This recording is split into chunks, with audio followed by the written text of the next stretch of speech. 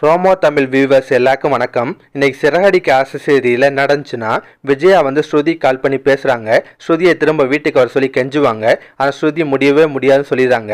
முத்து இருக்க வீட்டுக்கெலாம் என்னால் வர முடியாதுன்னு சொல்லி டக்குன்னு ஃபோனை கட் பண்ணிடுவாங்க. விஜயாவுக்கு செம்ம கடுப்பாகுது.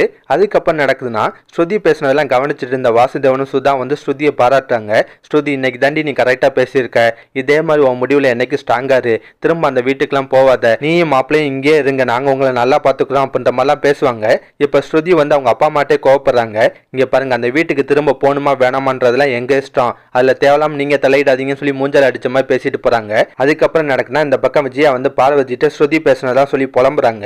ஒரு சின்ன பொண்ணு எவ்வளவு திமிரா பேசுறா தெரியுமா, நான் ஒரு பெரிய மனுஷி இவ்வளவு தூரம் கெஞ்சுறேன், ஆனா கொஞ்சம் கூட மனசு மாற மாட்டா, என்னமோ அவ தான் எனக்கு மாமியார் மாதிரி பேசுறான்னு சொல்லி கடுப்பாவாங்க.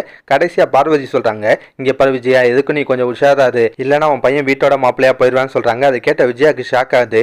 நீ வேற ஏன் சும்மா பயமுத்துறேன்னு கேட்பாங்க. அப்ப பார்வதி சொல்றாங்க, இல்ல விஜயா, நான் உண்மையா தான் சொல்றேன், நீ கொஞ்சம் அசால்ட்டா இருந்தாலும் அதான் நடக்குன்னு சொல்றாங்க. அதோட அந்த சீன் முடியுது. அதுக்கப்புறம் நடக்குதுன்னா, வீட்டுக்கு ரவி பேர்ல ஒரு பார்சல் வருது. அப்ப அண்ணாமலை வந்து ரவியை கூப்பிடுவாரு. டே ரவி, உனக்கு ஒரு பார்சல் வந்திருக்குடா, வந்து வாங்கிக்கோடான்னு சொல்லி கூப்பிடுறாரு. அதை பார்த்த எல்லாருக்கும் ஒரு மாதிரி இருக்கு. முத்து தான் போய் அண்ணாமலைகிட்ட சொல்லுவாரு, அப்பா ரவி இன்னும் வீட்டுக்கு வரலப்பான்னு சொல்றாரு. அதை கேட்டாலும் அண்ணாமலைக்கு ஒரு மாதிரி ஆயிடுது. ரொம்ப வருத்தப்படுறாரு. கடைசியா அண்ணாமலை சொல்லுவாரு, யாரு கண்ணு பட்டுச்சுன்னே தெரியல, என் 3 மகன் மருமகளோட சந்தோஷமா இருந்தேன், அது எல்லாமே இப்போ போச்சுன்னு சொல்லி வருத்தப்படுறாரு.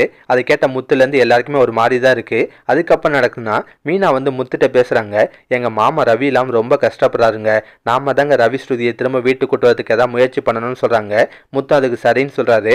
அதோட அந்த சீன் முடியுது. அதுக்கப்புறம் நடக்குதுன்னா, மீனா வந்து ஸ்ருதியை பத்தி பேசுறதுக்காக அவங்க ஸ்டுடியோக்கு போறாங்க. அதே மாதிரி முத்து வந்து ரவிட்ட பேசுறதுக்காக ரெஸ்டாரண்ட்டுக்கு போவாரு.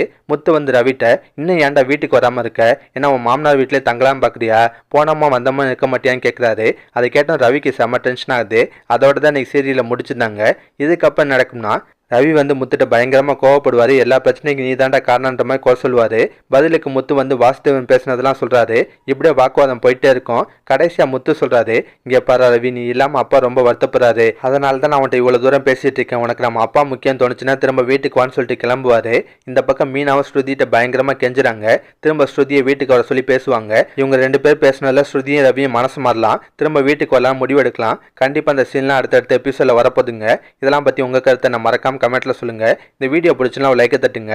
நம்ம சேனல் ப்ரோமோ தமிழ் ரிவ்யூ இதுவரை சப்ஸ்கிரைப் பண்ணலாம், ப்ளீஸ் கை சப்ஸ்கிரைப் பண்ணிக்கோங்க.